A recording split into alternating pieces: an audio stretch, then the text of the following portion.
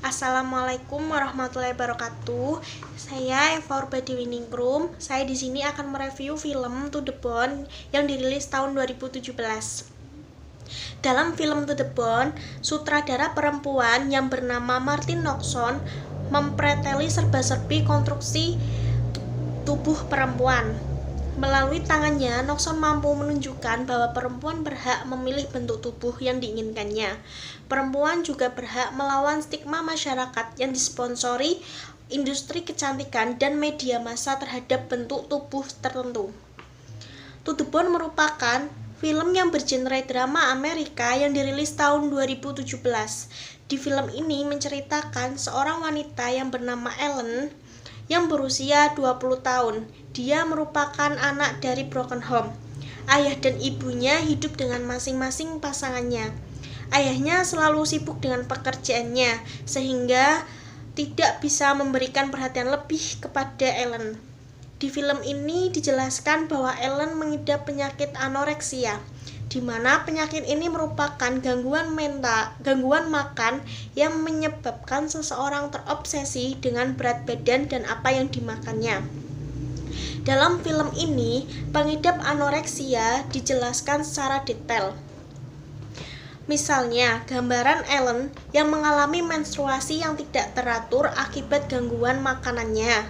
Selain itu, Ellen juga merasa kedinginan karena badannya yang kurus dan jaringan lemak di tubuhnya yang menipis. Bahkan badan Ellen sampai ditumbuhi bulu-bulu akibat tubuhnya beradaptasi untuk menghangatkan diri. Saking antinya dengan makanan, Ellen selalu memuntahkan sebagian makanannya. Hal ini membuat kesehatan dan kondisi tubuhnya menurun.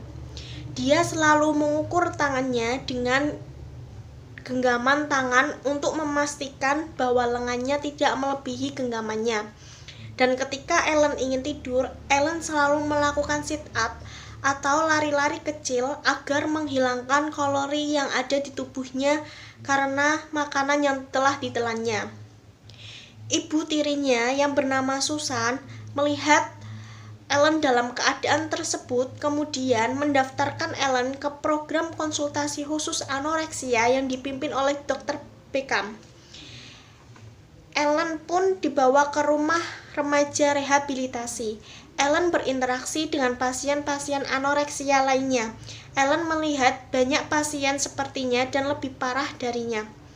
Ia bertemu seorang pasien bernama Pearl yang selalu dipasang selang asupan di tubuhnya sebab kondisi kesehatannya kian memburuk. Tubuh Pearl tidak mampu menerima asupan apapun yang masuk. Ellen pun mengalami hal serupa, di mana ia mengunyah makan malamnya kemudian memuntahkannya kembali. Dalam film ini ada adegan beberapa sesi konseling. Salah satunya yaitu di mana Dr. Beckham mengumpulkan semua anggota keluarga Ellen. Semua anggota keluarga datang kecuali ayahnya. Dalam sesi konseling ini, Dr. Beckham digambarkan tidak melakukan tindakan medis yang dilakukan ahli fisiologi. Ia membantu pasiennya untuk menyembuhkan dirinya sendiri dari dalam melalui metode psikologi.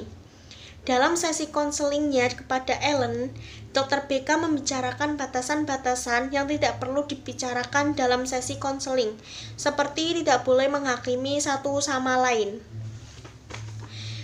Di akhir adegan, lambat laun Ellen yang memiliki masa lalu yang kelam mencoba untuk melawan anoreksia dalam dirinya. Semua stigma masyarakat ia kupas hingga ke yang paling dalam. Film To The Bone yang dirilis 2017 ini mampu menyingkap bahwa makan merupakan upaya bertahan hidup.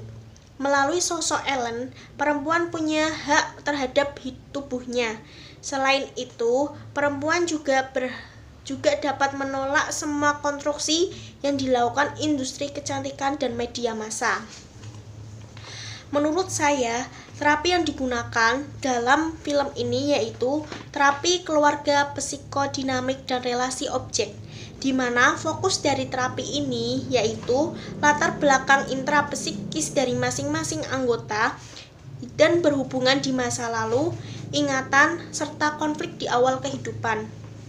Terapi ini bertujuan membuat pola-pola tak sadar yang berlaku dalam keluarga menjadi pola-pola yang disadari.